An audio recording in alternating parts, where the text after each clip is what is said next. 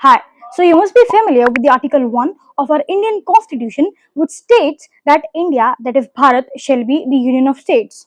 But now the question is that why it is not written that Bharat, that is India, shall be the Union of States, or why they have used both the terms India and Bharat at the same time, and why not only mentioning India or the Bharat in the Article 1 of the Constitution. तो चलो इसे इस video में समझते हैं।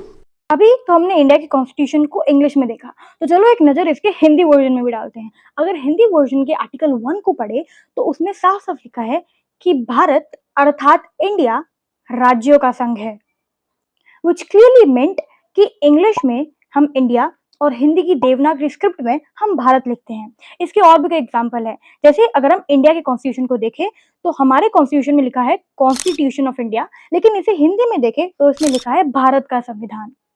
अगर India के passport में देखें तो लिखा है रिपब्लिक ऑफ इंडिया, लेकिन हिंदी वर्जन में देखें तो उसमें लिखा है भारत गणराज्य।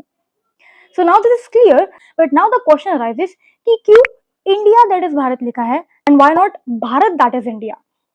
तो इंडिया को भारत से पहले लिखने का सबसे बड़ा मेन रीजन है कि इंटरनेशनल रिकॉग्निशन, क्योंकि ये इंडिया नाम उस टाइम पे कई सारे इंटरनेशनल ट्रीटीज, इंटरनेशनल कॉमर्स और मैप्स में ऑलरेडी यूज हो चुका था, and reversing it could create legal and diplomatic complications.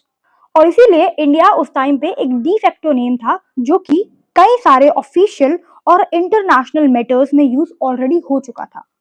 लेकिन अब एक और क्वेश्चन है कि क्यों फिर भारत नेम को भी इन्वॉल्व किया। भारत नेम को इन्वॉल्व करने का सबसे बड़ा एक मेन रीजन ये है, तो भारत हमारा एक एंशिएंट और इंडिजिनियस नेम है जो कि हमारे कई सारे एंशिएंट इंडियन टेक्स्ट से डराइव हुआ है, जैसे कि महाभारत और Purana. And the phrase that is Bharat affirms the civilization continuity and cultural identity of the nation, linking modern India to its historical roots. और इसीलिए use of India that is Bharat reflects equivalence and not the hierarchy. Both the names are constitutionally valid और कोई भी नाम एक दूसरे से superior नहीं है।